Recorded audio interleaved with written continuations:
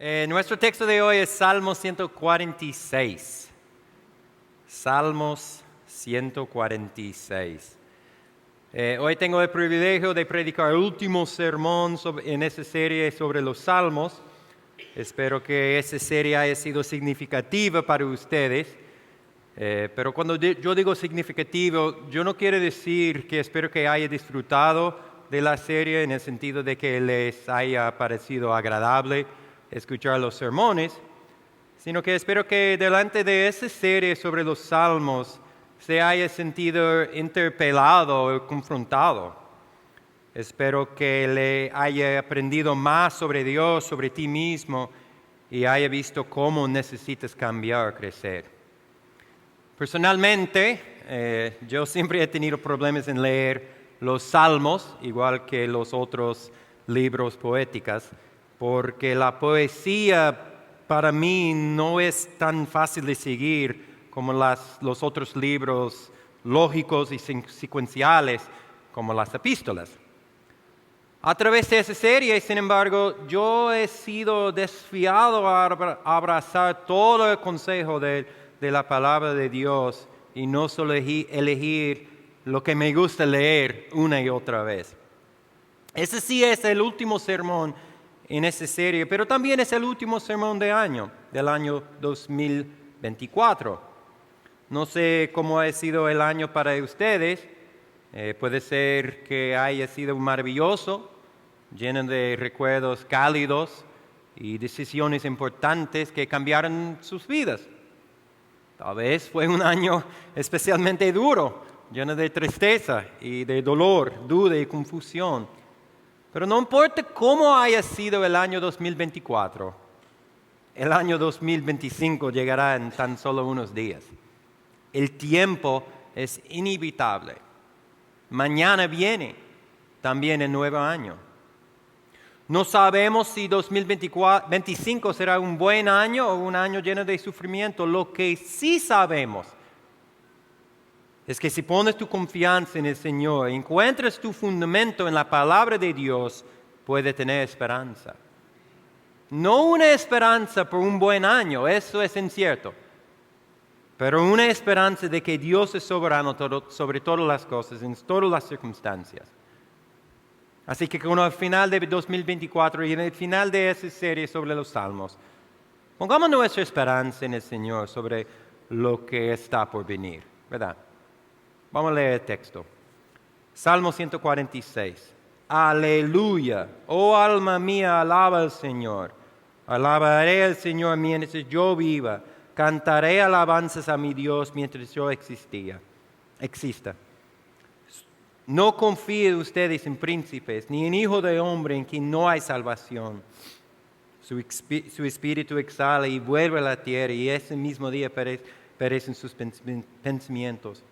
Bienaventurado aquel cuyo ayuda es el Dios de Jacob, cuya esperanza está en el Señor su Dios, que hizo los cielos y la tierra, el mar y todo lo que en ello hay, que guarda la verdad para siempre, que hace justicia a los oprimidos y da pan a los hambrientos. El Señor pone en libertad a los cautivos, el Señor abre los ojos de los ciegos, el Señor levanta a los caídos.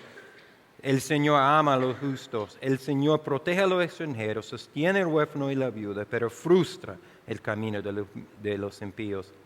El Señor reinará para siempre, tu Dios, oh Sión, por todas las generaciones. Aleluya. Oremos. Padre, gracias porque tú eres bueno. Gracias que podemos alabarte. Ayúdame a comunicar lo que tú tienes para nosotros en el día de hoy. En el nombre de Jesús. Amén.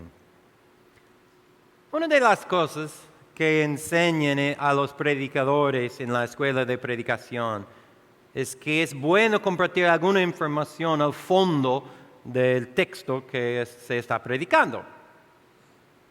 Bueno, para el salmo de hoy es un poco difícil porque no sabemos mucho sobre ese salmo. No se menciona un autor ni sabemos cuándo fue escrito. La autoría y el momento en que escribió un salmo puede ser muy importante. Piensa en el Salmo 51 y en el impacto de saber que ese Salmo de David fue una respuesta cuando el profeta Natán confrontó al rey después de que había pecado con Betsabé. Conociendo la situación detrás de esas palabras de David, por ejemplo, el versículo 2, lávame por completo de mi maldad y límpiame de mi pecado. Conocer la situación detrás de esas palabras te permite sentir lo que debió sentir el rey David cuando fue confrontado por sus pecados. De mismo modo, los versículos 10 a 12 de Salmo 51 dice, cree en mí, oh Dios, un corazón limpio y renueva un espíritu recto dentro de mí. No me eches de tu presencia, ni quites de mí tu Santo Espíritu. Restitúyeme el gozo de tu salvación y susténme con un espíritu de poder. Si esos versos se atribuyeron a algún profeta o rey desconocido, seguirían siendo palabras hermosas, pero conocer las alturas de que lo cayó el rey David y escuchar la profundidad de su depravación para restaurar el gozo de su corazón, sin duda impacta al lector. Pero esto es algo que Dios no nos da en el Salmo 146. De hecho, ni conocemos el autor del Salmo 146, ni conocemos el autor de ninguno de los últimos 5 capítulos del Salmo. Algunos creen que los Salmos 146 a 150 fueron los primeros que se escribieron, y otros creen que son los últimos. Pero aunque no sabemos mucho sobre quién escribió esos salmos, ni cuándo, las razones por las que se escribieron salten de la página y griten que se les presten atención. Como Matías mencionó, solo tiene que mirar la primera y la última palabra de cualquiera de esos salmos, esos 5 salmos, para encontrar su punto central. ¿Qué dice? ¡Aleluya! Es posible que tu Biblia dice alaba a Jehová, pero eso solo es la palabra hebrea aleluya en español. Cada uno de esos 5 salmos empieza y termina con aleluya y no se detiene ahí. Si miras casualmente las palabras de esos salmos, lo que encontrarás es la palabra alabanza o palabras relacionadas con la alabanza a lo largo de esos 5 capítulos. En realidad hay una progresión de alabanza. En Salmo 146, ese comienza con alabanza del individuo en versículo 1 y 2. 1:47 continúa con el pueblo de Dios ofreciendo alabanza a Dios en el versículo 1 y 12. 1:48 extiende alabanza hasta incluir el cielo y la tierra en versículo 1 y 7. 1:49 tiene los piadosos alabando a Dios en toda la tierra. Y en 150 es la culminación de la progresión de alabanza, donde cada uno de los versículos comienza con un orden de alabar al Señor y termina con el versículo 6 que declara todo lo que respira alaba al Señor. La promesa progresiva de que la alabanza de Dios saldrá del individuo y extenderá hasta que los confines de la tierra nos da esperanza. Esperanza de que sin importar lo que el futuro depare, Dios debe ser y será alabado. Alabado por quien Él es y por lo que ha hecho y por lo que hará en el futuro. Ahora bien, eso no debería ser nada nuevo para alguien que ha pasado algún tiempo en la iglesia. Las canciones que cantamos se llaman canciones de alabanza. Nuestro servicio los domingos se llama culto de alabanza. Incluso las palabras que usamos como cristianos están salpicadas de la alabanza. Es bastante común escuchar a los cristianos usando frases como gloria a Dios o alabado sea su nombre o todo por su gloria.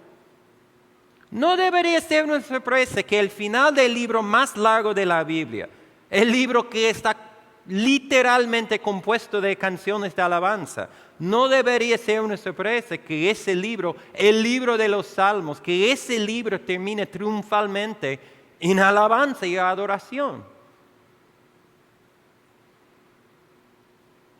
Pero una pregunta. ¿Qué es exactamente la alabanza? ¿O qué significa alabar a Dios? Podría parecer una pregunta fácil, pero ha irritado a algunas de las mentes más brillantes de toda la historia cristiana.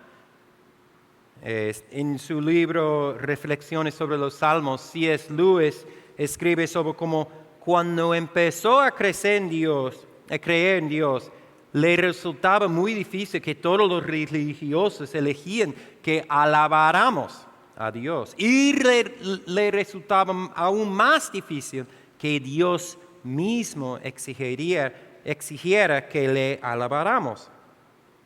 Lewis dice que todo el mundo desprecia a un hombre que exige una garantía continua de su propia virtud, inteligencia o deleite. Pero Lewis dijo también que despreciamos aún más la multitud de la gente que rodea a cada dictador, cada millonario, cada celebridad que satisface esa exigencia. Eso es como Lewis veía a Dios y sus adoradores al principio, e incluso después de llegar a la fe. Lewis dijo que los salmos eran especialmente problemáticos en ese sentido. Los salmos están llenos de alabad al Señor, alabado a Jehová, alabadle. Son órdenes. Los salmos también dicen que Dios mismo en Salmo 50:23 dice, el que ofrece sacrificio y acción de gracia me honra. Eso para Lewis era Dios mismo diciendo en palabras de él, lo que más deseo es que ustedes me digan que soy bueno y grande. Como puede imaginar, los Salmos 146 a 150 no eran los capítulos favoritos de Lewis. Dijo que todo ese discurso de alabanza era extremadamente angustioso. Y continuó diciendo, gratitud a Dios, reverencia a Él, obediencia a Él. Esto podía entenderlo, pero no ese perpetuo elogio. Palabras duras, pero palabras honestas. ¿Has tenido alguna vez pensamientos como este? ¿Te has preguntado alguna vez por qué Dios quiere que le alabamos? Es decir, ¿por qué el Todopoderoso, Creador del universo, necesitaría que la gente le diría cuán grande que es? ¿Has tenido ese pensamiento o es solo C.S. Lewis y yo lo único?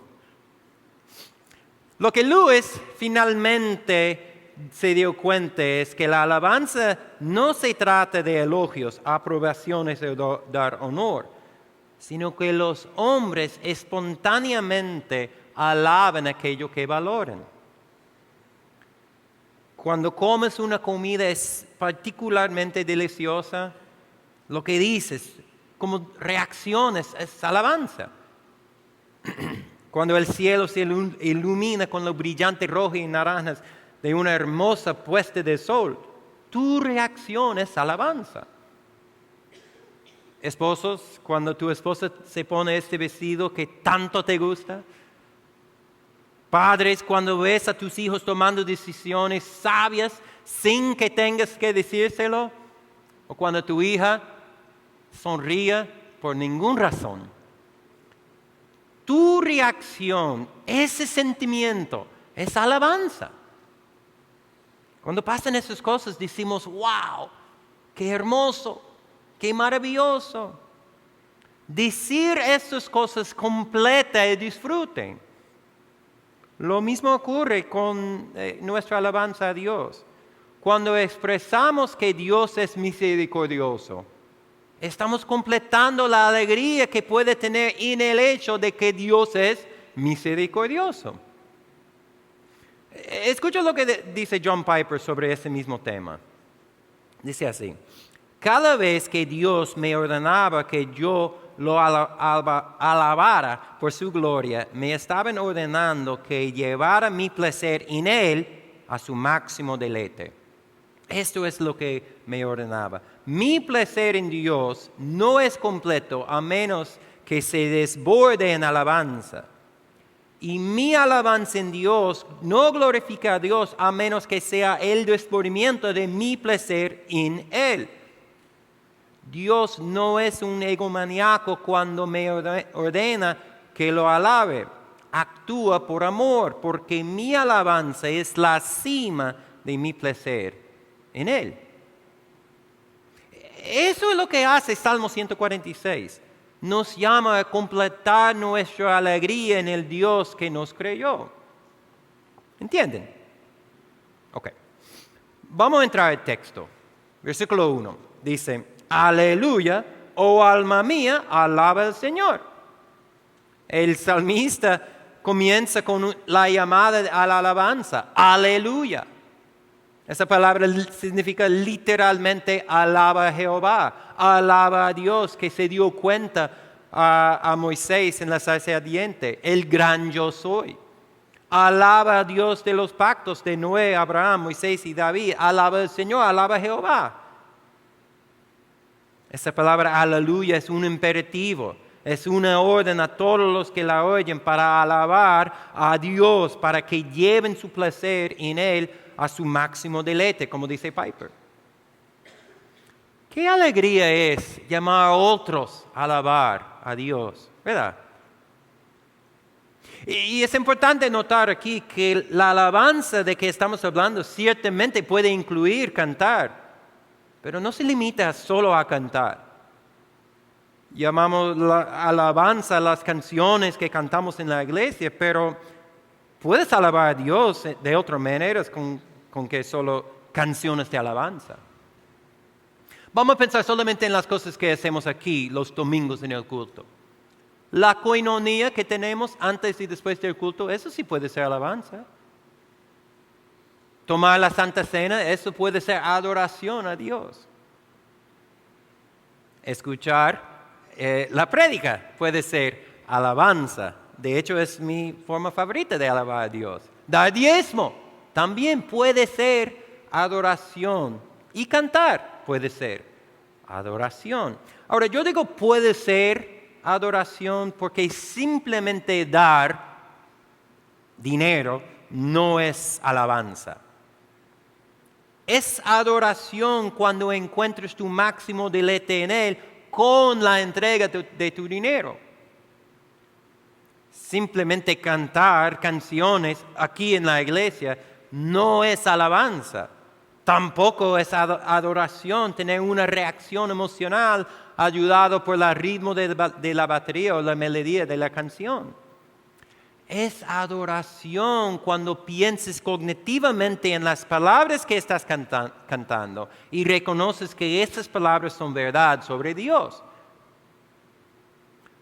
Solo estar aquí en esa sala mientras un predicador habla no es alabanza. Es alabanza cuando estamos activamente comprometidos con el texto, permitiendo que la palabra de Dios entre en tu alma y que, dice Hebreos 4:12, discierna los pensamientos e intenciones de tu corazón. Y eso es un poco difícil si estás durmiendo o jugando algo en el celular, digo yo. Así pues, esta llamada de alabanza en versículo 1 no es una llamada a cantar o bailar, perderse en las emociones de una canción. Es una llamada a adorar a Dios con toda su vida. Romanos 12:1, Efesios 1:12, Hebreos 12:28 dicen que nuestras vidas son adoración a Dios. La adoración es algo activo. Debe incluir todo lo que hacemos y este es el llamamiento que el salmista hace en la única palabra, aleluya. Es una llamada a la dedicación a alabanza, una dedicación a vivir una vida de alabanza. Así que como la alabanza es una expresión verbal de lo que siente nuestro corazón, como explica Lewis, también es una expresión física de nuestro corazón. Nosotros, por ejemplo, nos congregamos los domingos en la mañana porque nuestras vidas deberían reflejar el deleite o el amor interior que tenemos por Dios. Obedecemos alegremente con nuestras vidas los mandamientos difíciles de las Escrituras, porque nuestra vida misma es una alabanza a Dios. Pero fíjate que la llamada alabanza no es solo una llamada externa al salmista. Fíjate en la segunda parte del versículo 1, el salmista vuelve la llamada sobre sí mismo, sobre su propia alma. Es algo como una autoconversación cuando dice, oh mi alma, alaba al Señor. El salmista está diciendo a sí mismo, vamos vago, sacúdete y alaba al Señor. ¿Alguna vez te has hablado así a ti mismo? Yo también. San Francisco de Asís llamaba su cuerpo hermano burro, porque él sabía que como un burro, su cuerpo no necesitaba palabras cariñosas de afirmación, sino que su cuerpo terco necesitaba ser entrenado para obedecer.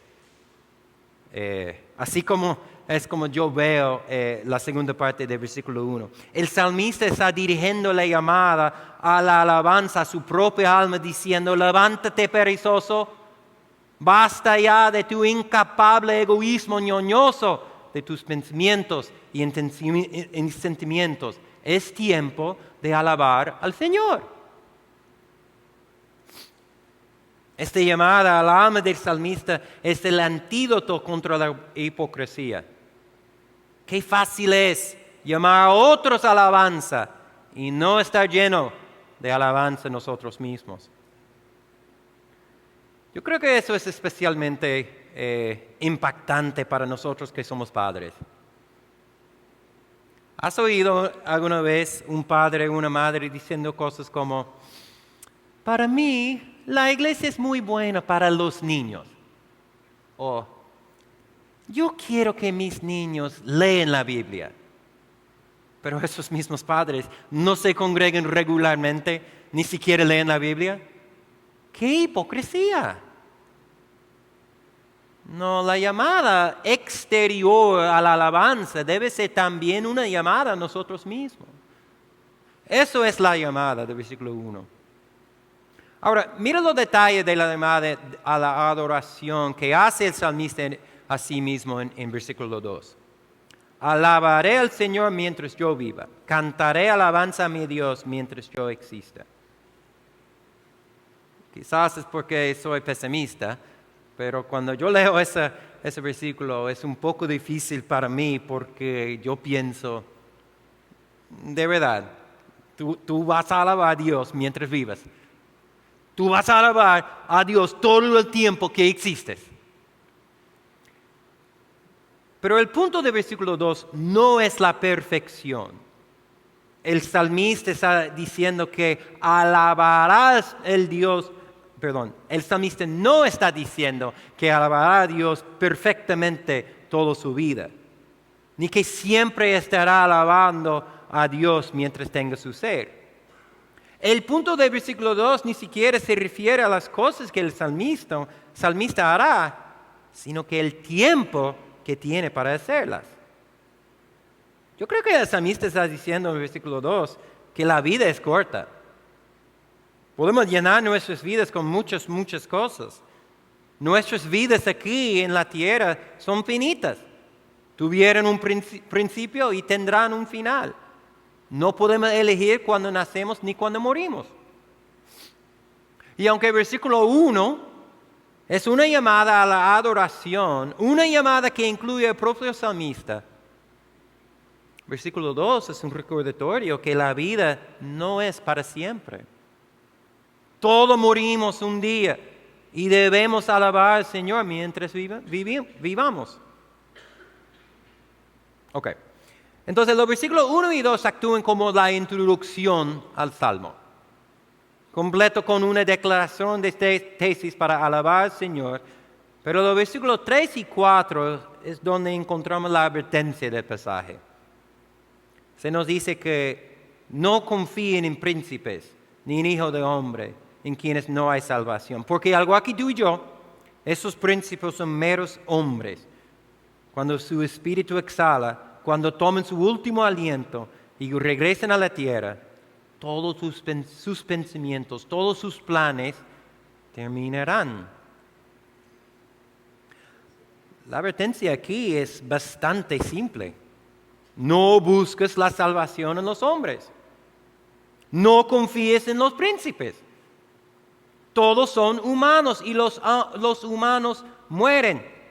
Y cuando mueren, ya sea como un gran hombre o un hombre malvado, todo el trabajo de su vida muere con ellos. Es un poco oscuro, ¿verdad? ¿Quiénes son esos príncipes? Yo creo que la interpretación más literal de quiénes son esos príncipes serían que son figuras políticos. Esta vez en el pasado de Israel, ellos fueron gobernados por reyes igual que los otros países en su alrededor. Ese confiar en príncipes podría ser confiar en algún político que promete arreglar todos tus problemas. Y aunque sin duda es un buen consejo, yo creo que los versículos 3 y 4 son mucho más amplios que simplemente no confiar en un príncipe real o un rey real de un país. Yo creo que probablemente podemos poner ese confiar en príncipes en dos categorías. Confiar en los hombres y confiar en las cosas. Vayan conmigo rápidamente a Romanos capítulo 1. En el primer capítulo de Romanos, Pablo expone su argumento contra la pecaminosidad de la humanidad, que culmina en capítulo 3, versículos 10 a 18, cuando Pablo dice, no hay justo, ni aún uno, no hay quien entienda, no hay quien busca a Dios, todos se han desviado, a uno se hicieron inútiles, no hay quien haga lo bueno, no hay ni siquiera uno. Eso es el resumen que hace Pablo de todos los seres humanos y su justicia ante un Dios todo santo. En una sola palabra, Pablo dice que todos los seres humanos son malvados, indignos. Pero en capítulo 1, Pablo empieza a construir la base de su argumento diciendo del hombre, versículos 21 y 23, pues aunque conocían a Dios, no lo honraron como Dios ni le dieron gracias, sino que se hicieron vanos en su razonamiento y en su necio corazón fue entrenegrecido. Profesando ser sabios, se volvieron necios y cambiaron la gloria del Dios incorruptible por una imagen en forma de hombre corruptible, de ave, cuadrúpedes y reptiles. ¿Notaron confianza en los príncipes en ese último versículo? En lugar de dar gloria, en lugar de alabar al Dios inmortal, todopoderoso y lleno de amor, el Creador, elegimos alabar otros hombres y las cosas que vemos aquí en la tierra. El versículo 25 continúa diciendo sobre nosotros, cambiaron la verdad sobre Dios por la mentira y adoraron y sirvieron la criatura en lugar del Creador, que es bendito por los siglos. Amén. En lugar de alabar al Señor mientras vivamos, en lugar de cantar alabanzas a Dios mientras existamos, como dice versículo 2 de Salmos 146, elegimos adorar a los príncipes. Elegimos la idolatría. No hay salvación en la idolatría. Cuando pones tu confianza en príncipes, o cuando confías en la criatura en vez del Creador, estás confiando en un vapor, en una neblina. Estás confiando en nada. Las cosas de este mundo no son nada. No te harán feliz, no te traerán gozo. Esas cosas no te satisfacirán. Pero mucho peor que todo eso, cuando pones tu confianza en las cosas temporales, en los hijos del hombre, nunca encontrarás la salvación. No importa lo que te promete un político, no te salvará. No importa lo que te diga el departamento de marketing de Apple, el nuevo iPhone no resolverá ninguno de tus problemas. Perdón por decir. Puede comprar todos los electrodomésticos de la última generación. Puede tener un carro nuevo cada año. Puede tener la casa de tus sueños. La persona que quieres que sea presidente puede ganar las elecciones. Puedes tener todo lo que siempre has querido, pero nada de eso te satisfacerá jamás. John Steinbeck fue un autor norteamericano quien escribió muchos libros entre 1930 y 1960. Y fue considerado uno de los mejores autores americanos de su época. Uno de los libros que escribió Steinbeck se llama La Perla. Es un libro pequeño, de como 100 páginas, pero es mi libro favorito de él. El libro trata de un pobre pescador mexicano, se llama Quino, quien vive en una pequeña casa de madera en la parte pobre del pueblo con su mujer Juana y su hijo pequeño Coyotito. Al principio del libro, aunque son muy pobres, al principio del libro, aunque casi no tienen nada, al principio la familia está feliz. Sin embargo, esa felicidad no dura mucho tiempo en el libro. Al final del capítulo 1, algo le ocurre a Coyotito, el bebé, y él necesita un médico. Y como que no hay médico en la parte pobre del pueblo, Quino tiene que ir a la parte rica y intentar que el doctor lo atienda. Cuando llega al médico, el doctor sabe que Quino no tiene forma de pagar por sus servicios, así que el doctor rechaza a Quino. Cuando Quino vuelve a su casita y le cuenta a su mujer lo que pasó, Juana mira a su marido y le pregunta lo que la mayoría de las mujeres preguntan a sus esposos cuando la familia está en crisis. Juana le pregunta a Quino, ¿qué tú vas a hacer con esto? ¿Ha pasado a ti también, doctor? Ahora, desesperado, Quino dice que va a ir a pescar para tratar de ganar suficiente dinero para pagarle al doctor. Y dice algo que a partir de ese momento en el libro se convierte en una frase repetida. Quino le dice a su esposa, si tan solo pudiera lograr que el doctor tratara a Coyotito, finalmente sería feliz.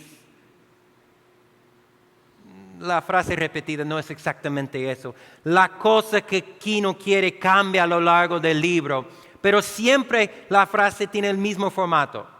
Si tan solo pudiera tener X cosa, finalmente sería feliz. De todo modo, en su último y desesperado intento para conseguir el dinero para tratar a su hijo moribundo, Quino se va a pescar. Ahora, Quino no es un pescador normal como el hermano Nacho. Quino pesca almejas. Y no almejas normales, sino almejas que tienen perlas. Quino es un pescador de perlas. Así que Quino se adentra más en el mar de lo que jamás había ido. Y busca más profundo de lo que nunca había buscado. Y en su intento desesperado por salvar a su bebé, Quino sí encuentra una perla. Pero no una perla cualquiera. Quino encuentra una perla enorme. La más grande que él o cualquier otra persona haya visto. La perla del mundo, le llama Quino. Y con esta perla, Quino es rico. Se podría pensar que ese es el final del desesperado deseo de Quino por tener más cosas, porque él es rico. Pero sucede todo lo contrario. Ahora que Quino tiene la perla del mundo, él comienza a soñar en todas las demás cosas que, si tan solo podría tener, finalmente sería feliz. Ahora, no voy a expoliar todo el libro, pero al final, como probablemente podría adivinar, ninguna de las cosas que Kino dijo, si solo podría tener esto, ninguna de esas cosas hace feliz a Kino, y la búsqueda de esas cosas lo destruye. ¿Cuántas veces somos exactamente como Kino? ¿Cuántas veces pensamos que una cosa más y por fin seremos felices? ¿Cuántas veces pensamos que seremos felices, plenos, satisfechos con la próxima cosa, solo para darnos cuenta que esa cosa no cumplió lo que prometió? Pero la siguiente cosa. Pensamos tontamente que ese sí hará feliz. De verdad. No hay nada de malo per se con las cosas que deseamos. Solo son cosas, posesiones materiales. Son nuestros corazones que son malvados. Y una y otra vez eso nos sucede hasta que un día nuestros corazones codiciosos y insatisfechos terminen completamente arruinados, igual que Kino. Eso es exactamente lo que nos dice el Salmo 1:46, versículos 3 y 4. No ponga tu confianza en las personas de este mundo, y tampoco ponga tu confianza en las cosas aquí. No hay salvación en la gente, no hay felicidad en esas cosas. Hoy podrías pensar, si solo podría tener un trabajo mejor, o si solo podría encontrar un marido o una esposa, o si solo podría permitirme poner mis hijos en tal colegio, o si pudiera tener esas cosas, por fin sería feliz, pero todo es mentira. Esas cosas nunca te harán feliz. No hay salvación en los príncipes de este mundo. Eso es la advertencia de Salmo 146. Cuando pones tu confianza, tu fe, tu esperanza en lo creado en lugar de en el Creador, estás cambiando la verdad de Dios, cambiando a Dios mismo por un ídolo. Hermanos, no hay salvación en la idolatría. Eso es la advertencia de Salmo 146. Y si 3 y 4 son la advertencia del Salmo, versículos 5 y 6 del Salmo 146 son el comienzo de la buena noticia. Mira versículo 5. Bienaventurado aquel cuyo ayuda es el Dios de Jacob, cuya esperanza está en el Señor su Dios. Ese versículo es un contraste directo con el versículo 3. Donde el versículo 3 dice, no confíes en los príncipes. El versículo 5 dice, bienaventurado aquel cuya esperanza, cuya confianza es en el Señor su Dios. Donde el versículo 3 dice, nunca encontrarás la salvación en esos hijos del hombre. Versículo 5 dice, bienaventurado a el perdido, que busca la ayuda del Señor. Esa palabra bienaventurado es la misma palabra de Salmo 1 y 2 que dice, cuán bienaventurado es el hombre que no anda en el consejo de los impíos, que no se detiene en el camino de los pecadores, ni se siente en la silla de los encarnecedores, sino que en la ley del Señor está su deleite, y en su ley medita el día y de noche. Es la misma palabra que Salmo 32, 1 y 2 que dice, cuán bienaventurado es aquel cuya transgresión es perdonada, cuyo pecado es cubierto. Cuán bienaventurado es el hombre en quien el Señor no culpa de iniquidad y cuyo espíritu no hay engaño. También es la misma palabra en Salmo 119, 1 y 2 que dice, cuán bienaventurados son los del camino perfecto, los que anden en la ley del Señor. Cuán bienaventurados son los que guardan sus testimonios y con todo el corazón lo buscan. ¿Qué es el punto entonces del versículo 5? Si tú quieres ser el bienaventurado del Salmo 1, que es como un árbol plantado junto a la corriente de agua. Si tú quieres ser el bienaventurado del Salmo 32, cuya transgresión son perdonadas. Si tú quieres ser el bienaventurado del Salmo 119, cuyo camino es perfecto, si eso es lo que tú quieres, nunca encontrarás esa bendición en las cosas creadas. Solo, únicamente, serás bendecido, bienaventurado en Dios. Si versículo 5 es un contraste directo al versículo 3, versículo 6 es un contraste directo con el versículo 4. Donde el versículo 4 dice, no puede confiar en los príncipes porque mueren y vuelven a la tierra donde vinieron. Versículo 6 dice, bienaventurado aquel cuyo ayuda es el Dios de Jacob, que no vuelve a la tierra. Él mismo hizo la tierra, el cielo y los mares, todo.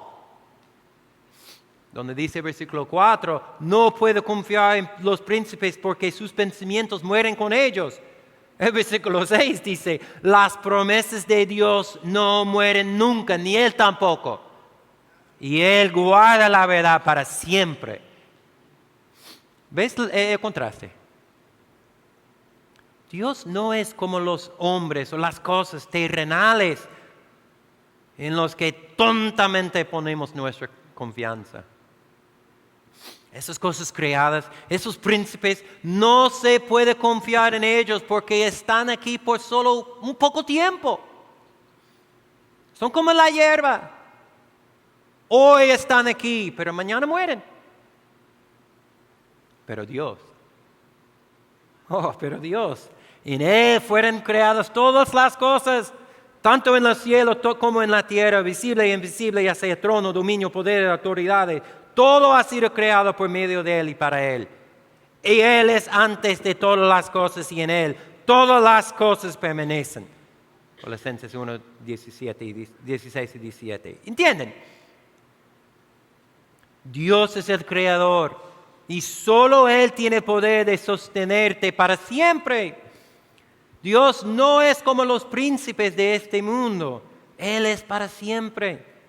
No envejecerá ni morirá, no se enoja ni cambia su opinión, mantiene su verdad para siempre. Sus planes son desde el principio y continuarán para siempre. Eso es el Dios de Jacob.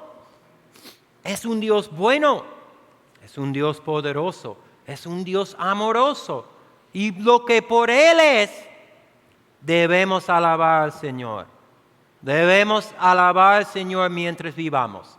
Debemos cantar alabanzas a nuestro Dios mientras existamos. Bien, hasta este punto, de versículo 1 a 6, yo creo que todos estamos de acuerdo que ese salmo es realmente muy fácil de entender. El punto del salmo está claramente expuesto al principio. Aleluya, alaba al Señor. Después de eso hay una simple advertencia, no confíes en los príncipes, no hay salvación ahí. Y en contraste con esos príncipes es la llamada a la acción para encontrar tu esperanza en el Dios de Jacob. Qué fácil. Si Salmo 146 solo tuviera 6 versículos, ese sería el momento en que oramos y nos vamos a la casa. Pero por supuesto el Salmo no termina en el versículo 6. Y a medida que avanzamos desde este punto en el Salmo, necesitamos recordar que ese Salmo no fue escrito originalmente para nosotros en el año 2024. O sea, toda la Escritura es para nosotros. Podemos leer toda la Escritura.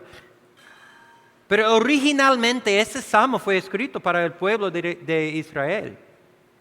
Y por eso es importante recordar un poco de la historia del pueblo de Israel, que son nuestro antepasado en la fe. Recuerden que durante de la mayor parte de la historia del Antiguo Testamento, el pueblo de Israel tuvo un líder.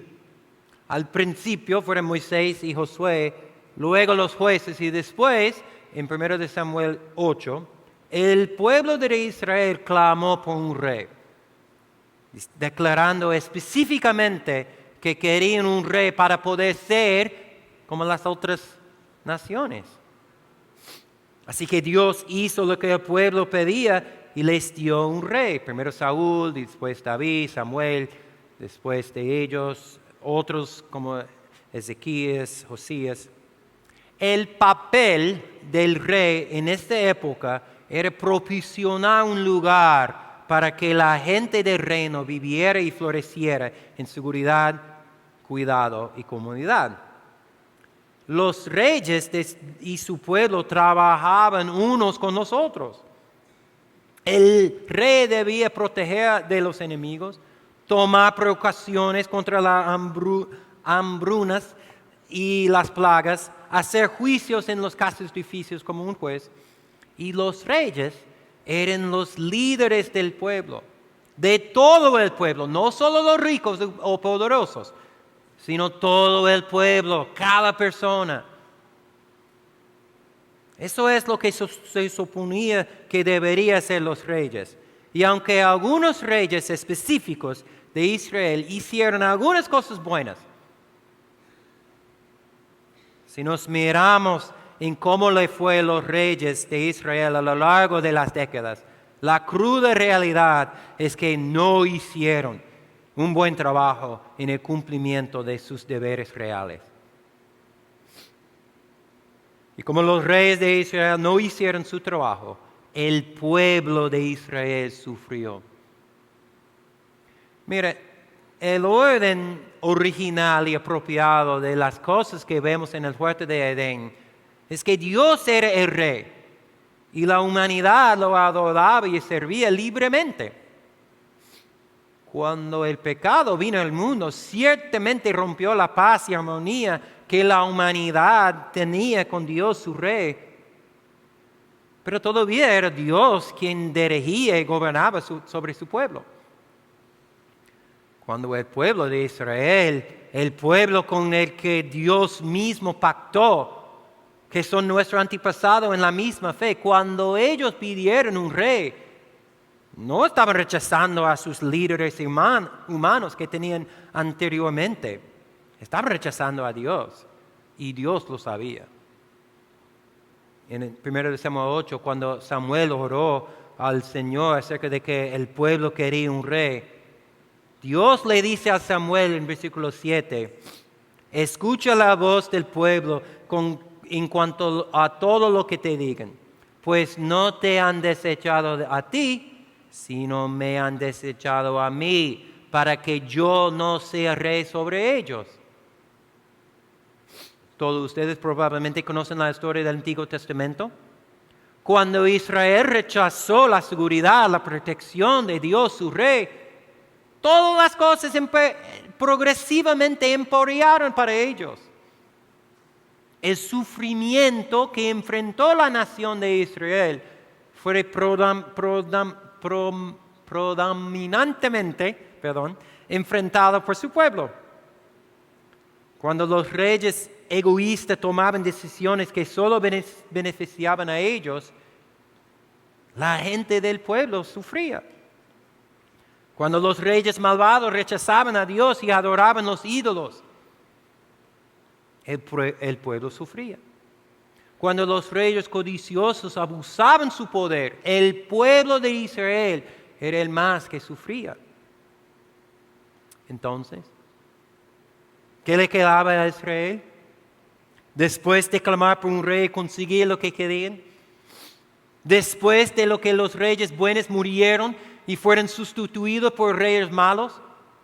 Después de que cuando los reyes heroéticos sustituyeron por los reyes malvados y devolvieron al pueblo a Dios, solo para acabar muriendo ellos mismos y luego fueron sustituidos por algún otro rey que podría o no seguir los justos pasos de sus padres.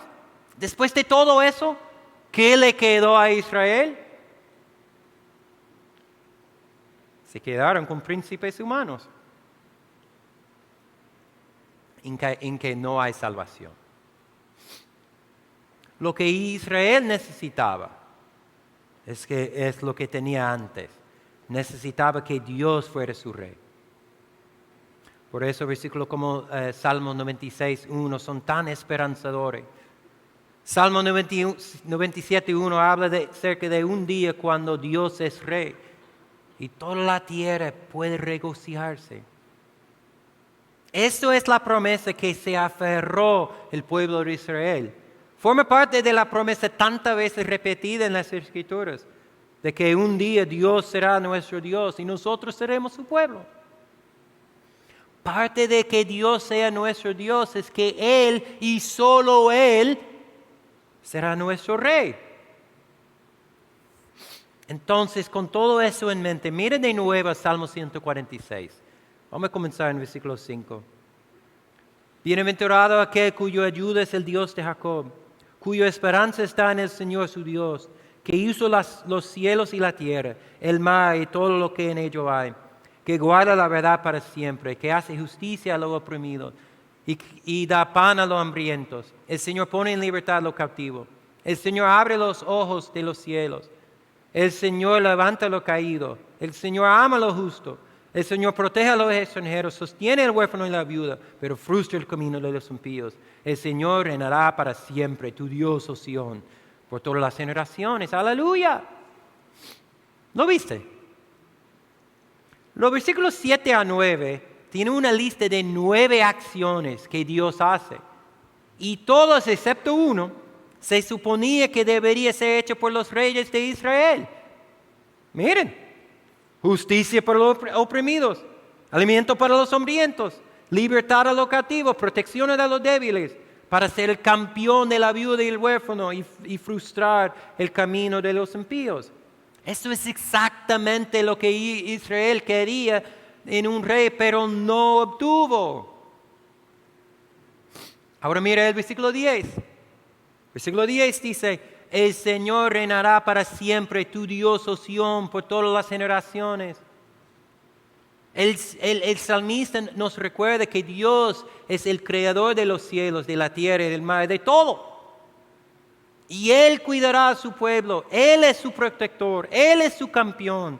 Y Él y solo Él es digno de toda nuestra esperanza. Y esta esperanza que tenemos en Dios es más segura que la esperanza de cualquiera de los reyes terrenales del pasado de Israel. Y mucho mejor de lo que cualquier príncipe humano puede permitirles en el futuro. Porque cuando Dios sea nuestro rey, reinará para siempre y será tu Dios, oh Sión, por todas las generaciones. ¿Qué otra cosa podríamos decir a esto que lo que dice el salmista para concluir este salmo?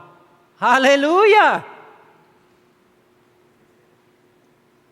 Eso es la esperanza que tenían los primeros lectores de este salmo. El pueblo de Israel, cuando leían el Salmo 146, era la esperanza de que un día en el futuro todo volviera a ser como antes. Todo sería mejor. Es una esperanza emocionante, ¿no? Pero no somos los primeros lectores.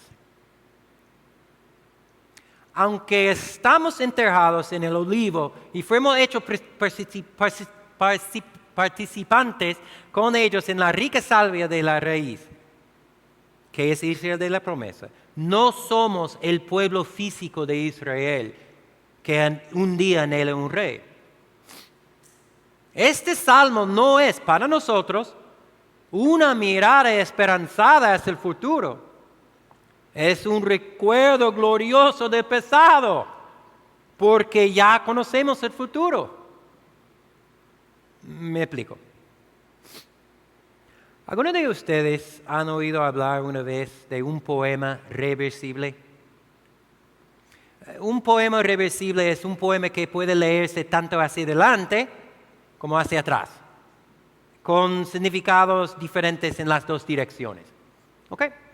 Nunca antes había visto uno de esos poemas, pero hace algunos meses, mientras veía un partido de fútbol americano, yo vi un anuncio de Honda Moto Ustedes conocen a Honda, ellos hacen carros, motores, Honda.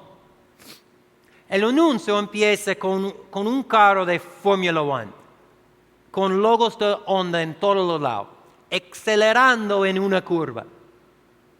Y mientras el motor está gritando y también los fanáticos en las gradas, el carro empieza a perder control, dar vueltas y sale de la pista, deteniéndose. La cámara se acerca al conductor que parece angustiado y entonces una voz empieza a recitar un poema mientras vemos otras imágenes de otros vehículos Honda, barcos, carros, motores, y todos están fallando en sus áreas respectivas. El poema dice así: no recordarás mi nombre. Esta es la última vez, me verás en la cima. Mis dudas destruirán mis sueños. Cuanto más parezco aprender, cuanto más parezco perder. Quiero seguir adelante, pero no hoy. Eso es el punto donde me rindo. Y con esa última línea, vemos en el anuncio el último de las atletas de Honda bajar la cabeza en señal de fracaso. Pero de repente, ves el mismo atleta levantar tanto la cabeza como su motor recién caída, y la voz el poema empieza a invertirse. La última línea era: eso es el punto donde me rindo, ¿verdad? Pero no hoy. Quiero seguir adelante. Cuanto más parezca perder, cuanto más parezca aprender. Mis sueños destruirán mis dudas. Me verás en la cima. Esa es la última vez que no recordarás mi nombre. Chulo, ¿verdad? Viste que esos poemas reversibles siempre hay una sola línea, que es como la clave. Ese es el punto donde me rindo. Recuerda que esos poemas reversibles suenan de una manera cuando lo lees hacia adelante, pero después de llegar a esa línea clave, todo cambia. Después de llegar a esta clave y empezar a retroceder, todo parece diferente, aunque sean las mismas palabras que acaba de leer. Ok. ¿Qué tiene que ver eso con Salmo 146, verdad? Salmo 146 parece mucho a uno de esos poemas reversibles. No quiere decir que podemos leerlo al revés y encontrar un significado nuevo. Pero sí quiero decir que cuando ese salmo fue escrito, el significado, el mensaje del salmo era de la esperanza. Esta esperanza esperaba algo que sucedería algún día en el futuro. Pero cuando nosotros lo leamos, no miramos hacia adelante, sino hacia atrás. Mirando hacia atrás, hacia el cumplimiento de esa misma esperanza futura que tenían los primeros lectores. Los primeros lectores de esos salmos sabían que habían rechazado a Dios y habían pedido un rey humano. Ellos conocían íntimamente el sufrimiento que esos reyes les había causado. Ellos estaban cansados de estar esperanzados y decepcionado. Esperanzado y decepcionado cada vez que recibían un renuevo con nuevas promesas.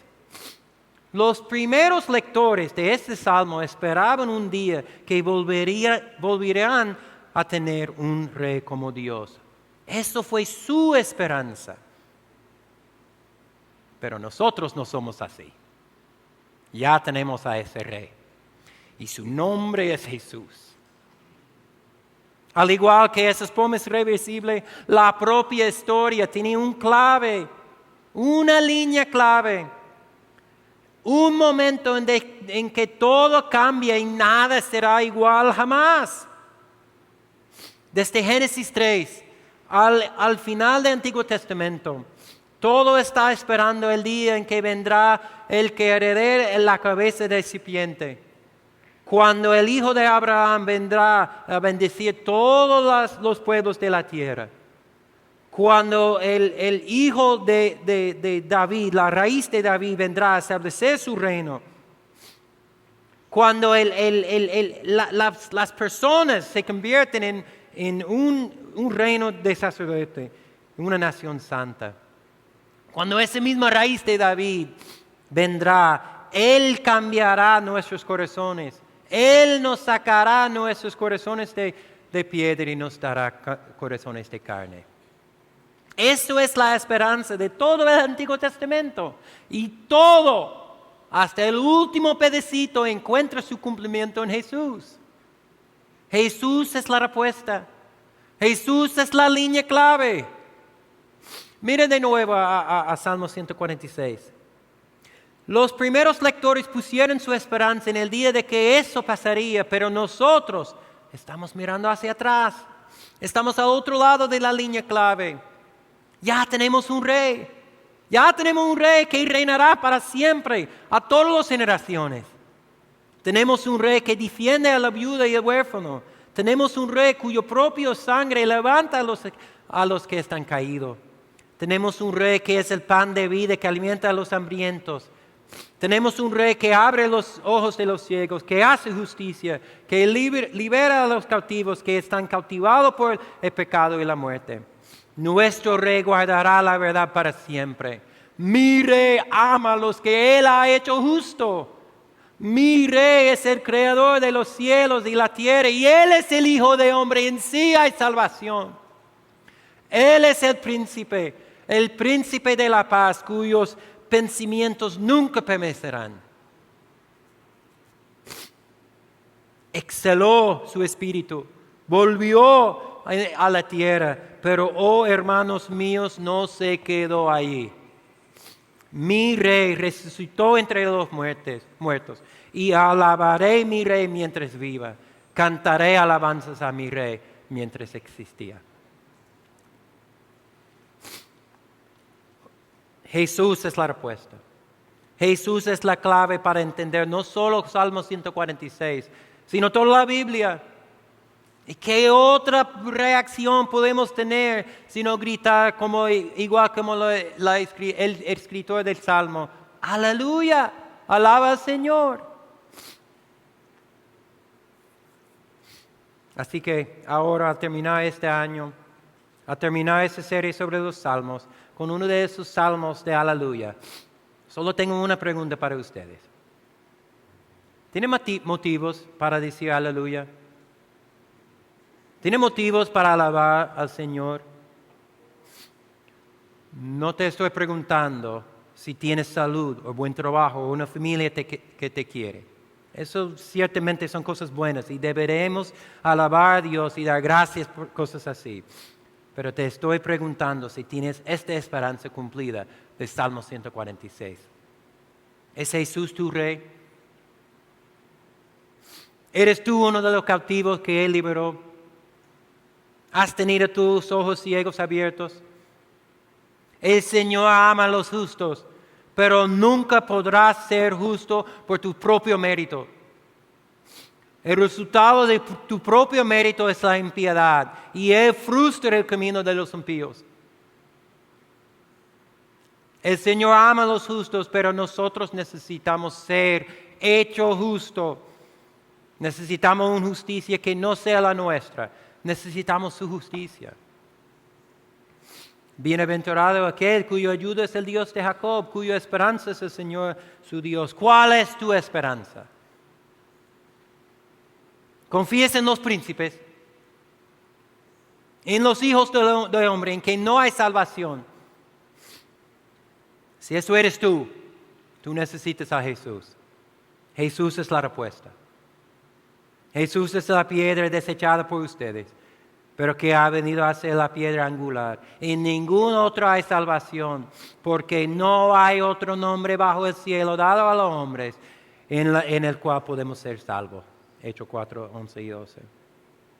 ¿Le conoces? ¿Le sirves? ¿Es Él tu rey? Para aquellos de ustedes aquí hoy que han encontrado la salvación en el nombre de Jesús, ¿cómo vas a responder a este salmo? Me permito dirigir que nuestra respuesta correcta, nuestra respuesta justa y nuestra única respuesta debe ser adoración. Para alabar a nuestro Señor mientras vivamos. Para cantar alabanza a nuestro Dios mientras existíamos. ¿Alabarás a Jesús hoy? ¿Alabarás al Rey al final de este año? ¿Alabarás al Señor del mundo en el año 2025?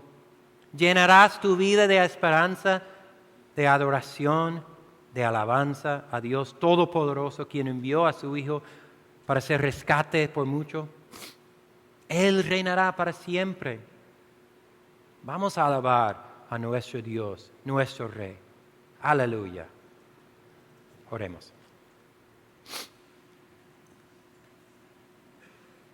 Padre, gracias.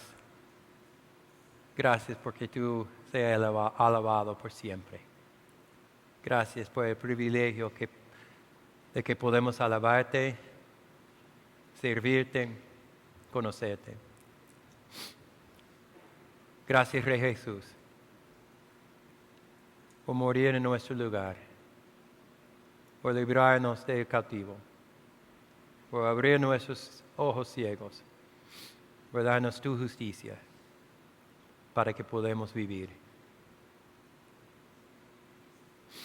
En el nombre de Jesús. Amén.